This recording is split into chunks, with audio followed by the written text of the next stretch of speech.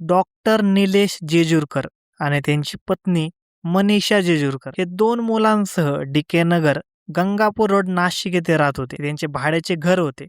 Doctor Manisha Jejurkar या गायनोकॉलॉजिस्ट व आयुर्वेदिक doctor म्हणून प्रसिद्ध होत्या. त्यांनी गेल्या 4 ते 5 वर्षापासून स्वतःचा दवाखाना उघडून डॉक्टरची प्रॅक्टिस करत होत्या. डॉक्टर निलेश जेजूरकर हे सिव्हिल हॉस्पिटल नाशिक येथे सायकियाट्रिस्ट डिपार्टमेंटला डॉक्टर आहेत आणि ते स्वतः प्रायव्हेट प्रॅक्टिस करतात.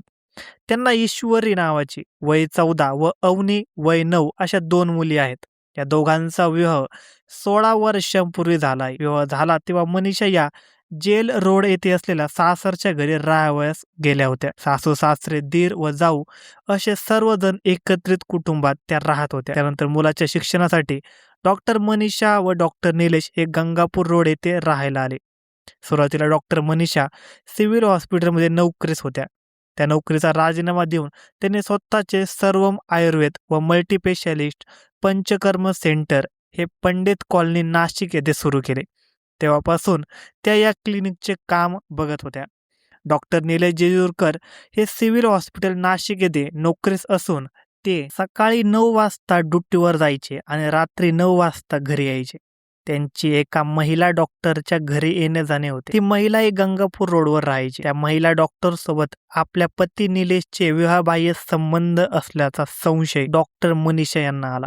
कारण निलेशचे तिच्या घरी जाणे येणे, तिच्यासोबत वावरणे संशयास्पद असल्यामुळे मनीषा यांनी याचा जाब पतीला विचारला. या कारणावरून दोघांमध्ये वाद सुरू झाला. निलेशच्या वागण्यात काही फरक पडत नसल्यामुळे मनीषा चिडून होत्या व निराश होत्या. त्याने वारंवार पतीला समजावून सांगितले, पण तो जुमानत नसल्यामुळे काय करावे हेच त्यांना समजत नव्हते. आई वडिलांना बीपीचा आजार असल्याने तिला होणाऱ्या त्रासाबद्दल तिने त्यांना माहिती देण्याचे टाळले.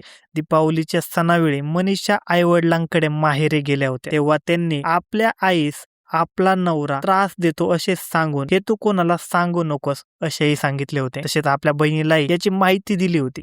वेळोवेळी ते आपल्या आई आणि बहीण यांना या त्रासाबद्दल माहिती देत होत्या. 14 डिसेंबर 2025 रोजी मुलांचा वाढदिवस असल्याने डॉक्टर मनीषा व बहिणी रोहिणीच्या घरी गेल्या होत्या. त्यावेळी आपल्या बहिणीला पती देत असलेल्या त्रासाबद्दल सांगून मनीषा खूपच रडल्या होत्या. ते पाहून बहीण रोहिणी अस्वस्थ झाली. तेव्हा नेमकं काय झाले हे रोहिणीने खोदून विचारले असता तिने सांगितले की तुझे दाजी खूप बिघडले आहेत. आता नेहमी एका महिला डॉक्टर सोबत राहण्याचा प्रयत्न करत असतात. त्या महिलेचे सुमारे 2 वर्षांपासून आमच्या घरी येणे जाणे खूप वाढले आहे. त्यांचे आमच्या घरातील वागणे बोलणे मला आवडत नाही. आपल्याला 2 मुली आहेत, त्या काय विचार करतील असे सांगून पतीला वागण्यामध्ये बदल करण्यास सांगितले असता ते ऐकत नाही. उलट ते दोघे घरात बिनधास्तपणे वागतात. मला काही कमी जास्त झाले तर तू माझ्या दोन्ही मुलींचा सांभाळ कर असे मनीषाने रोहिणीला सांगितले.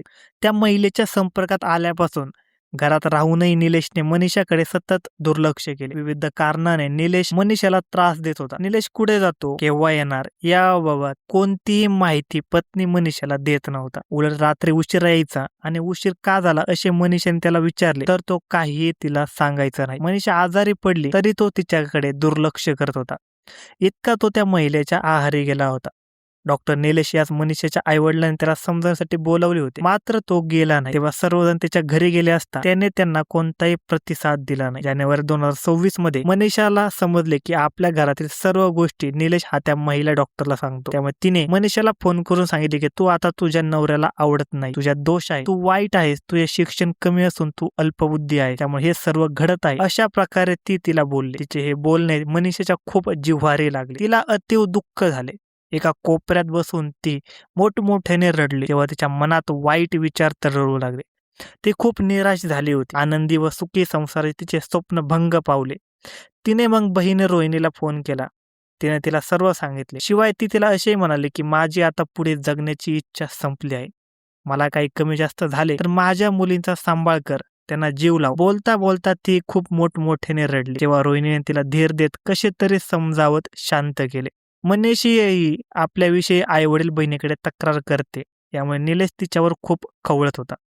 तो तिला आता टाळू लागला. काही कारण सांगून तिच्याशी भांडण करून पती पत्नीचे नाते संपेल असे तो दाखवू लागल्यामुळे मनीषा मनातून खूपच खचली. त्यातच एका लग्नात नवरा नवरीसोबत फोटो काढण्यासाठी मनीषाने पती निलेशला बोलावले असता तो तिच्यावर खूपच चिडला. सर्वांसमोर तिचा पान उतारा करत मोठमोठ्याने भांडल्यामुळे मनीषा खूपच खचली. आता तिचा मोठा अपमान झाला होता.